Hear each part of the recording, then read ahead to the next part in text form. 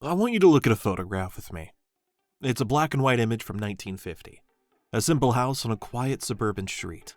2 bedrooms, 1 bathroom, a small front yard. The whole structure barely stretches to 950 square feet. No walk-in closet, no kitchen island, no 3-car garage. By the standards of a home listing today, a real estate agent would struggle to describe it charitably. In 1950, that house cost $8,000, roughly twice what the average American earned in a full year of work. A young couple could save for a few years, take out a modest loan, and own it outright within a decade. That was the starter home. Not a forever home, not a dream home. The bottom rung of the ladder. The place where you built equity for 5 years before climbing to something larger. The entry point into the ownership economy that this country spent a century promising its working people. I've been studying what happened to that house, where it went, who removed it, and why. What I found is not a story about a free market making decisions. It's a story about a set of very deliberate choices, made by very specific interests over several decades that together produced a single outcome. The bottom rung of the ladder was not moved out of reach. It was cut off entirely. This is the forensic autopsy of the American starter home. I want to start with the numbers, because the numbers make the argument before I have to. In the 70s, roughly 40% of all newly constructed homes in the United States were entry-level, defined as under 1,400 square feet. These were the homes being built at scale, marketed to young families designed to be affordable on a single working income. By 2023, that figure had fallen to 9%. 9%. In 50 years, the share of the housing market dedicated to affordable entry-level construction collapsed by more than 3/4. And this didn't happen because demand disappeared. The demand has never been higher. The number of Americans between the ages of 25 and 40 trying to enter the housing market is enormous. The waiting list for the bottom rung has never been longer. So I had to ask the question that this data forces us to ask. Why would an industry stop producing the product that the most people need and can afford? That is not how markets are supposed to work. That is not the outcome a functioning economy produces on its own. The answers begin with a concept I call mandated inefficiency, and it starts at the local level, in zoning offices and planning commissions and decisions that most Americans never voted on, and most politicians never campaigned on. Here's the mechanism, and I want to be precise, because the precision is what makes this so important. In the majority of American cities and suburbs, it's now literally illegal to build the type of home our grandparents purchased. Not inadvisable, not unpopular, illegal. Over the last 50 years, local governments layered zoning regulations onto residential land that mandate minimum lot sizes. In many suburbs, a builder cannot obtain a permit to construct a home unless they also acquire a 1/4 acre or a 1/2 acre of land beneath it. In desirable metropolitan areas, that land costs $200,000 per acre, sometimes more. The mathematics are unforgiving. When the ground your home sits on costs $100,000 before construction even begins, a builder cannot profitably build a $150,000 starter home. The land alone makes it impossible. So instead, they build the largest structure the lot will support, a 3,000 square foot home with a 2-car garage and a finished basement. Because that is the only product that generates a return given the land costs they are required to absorb.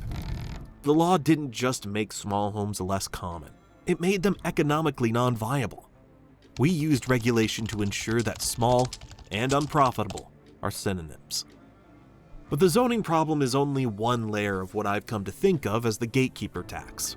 According to the National Association of Home Builders, government regulations spanning permit fees, environmental impact studies, mandatory aesthetic review processes, impact fees, and inspection requirements now account for an average of $93,000 in the final price of every new single-family home built in this country.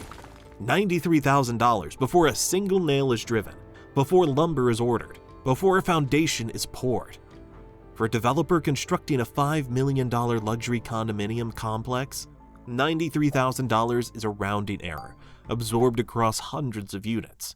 For a young couple attempting to purchase a $250,000 starter home, That same $93,000 represents an insurmountable portion of the total cost. It is approximately 37% of the entire purchase price. What this creates is a pay-to-play system. The regulatory burden falls proportionally hardest on the modest affordable housing. The most expensive projects absorb it with ease. The most needed projects cannot survive it. We didn't stop building small homes because Americans stopped wanting them. We stopped building them because we engineered a system that made their existence financially impossible. Here's where the story takes the turn that I think matters most. Because while these regulations were methodically eliminating the production of new starter homes, something was simultaneously happening to the existing ones. After the 2008 financial crisis, institutional investors made a calculated observation. If regulatory architecture was going to prevent new entry-level homes from being built, then the existing stock of starter homes was not just real estate. It was a permanently limited resource, and permanently limited resources in the hands of investors with capital become assets. Firms began acquiring existing entry-level homes at scale, not to renovate and resell, not to flip, to convert into permanent rental units, to move them out of the ownership market entirely and place them into a subscription model, where the residents would not build equity, would not climb the ladder, and would remain renters indefinitely.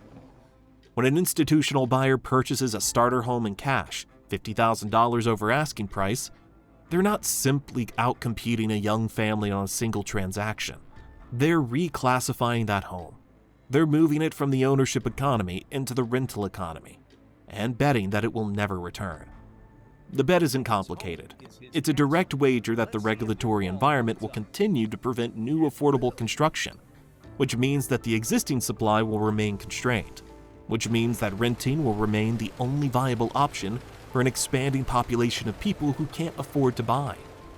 They are not just landlords, they're investors in the permanent inaccessibility of home ownership. I want to show you what this looks like from the perspective of the people living inside it, because the consequences extend far beyond the housing market itself.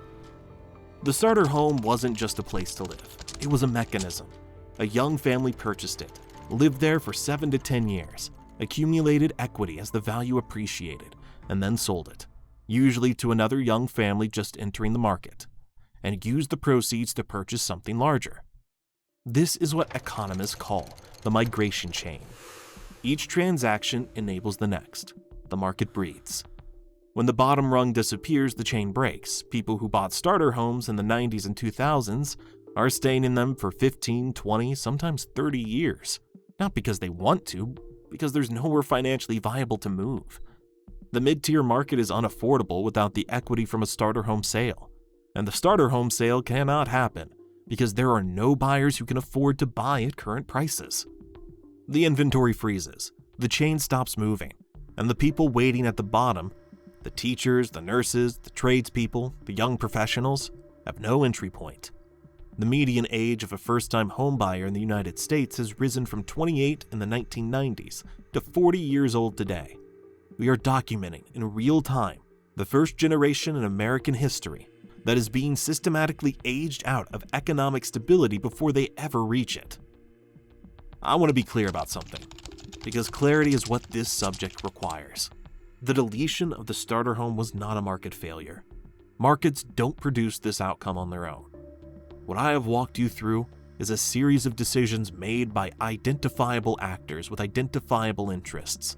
Local homeowners who attended zoning board meetings and voted against new construction to protect the appraised value of their existing properties. Regulators who designed fee structures that impose proportionally crushing costs on affordable housing while doing little to slow luxury development. And institutional investors who identified a manufactured scarcity and chose to profit from it rather than alleviate it. Each of these choices was rational from the perspective of the person making it, and collectively they produced a system in which capital accumulates at the top of the housing market with remarkable efficiency, while the entry point that once allowed working people to begin accumulating capital of their own has been removed. The American housing market is not broken. It is functioning precisely as the incentives we built into it demand that it function. The question is whether these are the incentives we want. What I want you to take from this is not resignation. it's recognition. Because the moment I understand that this outcome was produced by specific, identifiable policy choices, I also understand that it can be reversed by specific, identifiable policy choices. Cities that have loosened zoning restrictions have seen new construction respond. States that have imposed limits on regulatory fees have watched entry-level development return. The problem is solvable. It is not inevitable. The starter home was not killed by economics. It was killed by decisions, and decisions can be made differently. If this gave you something to think about, share it with someone navigating this market right now. And leave me your city in the comments down below. Tell me what a starter home costs where you live, because the data we build together is always more powerful than the data we consume alone.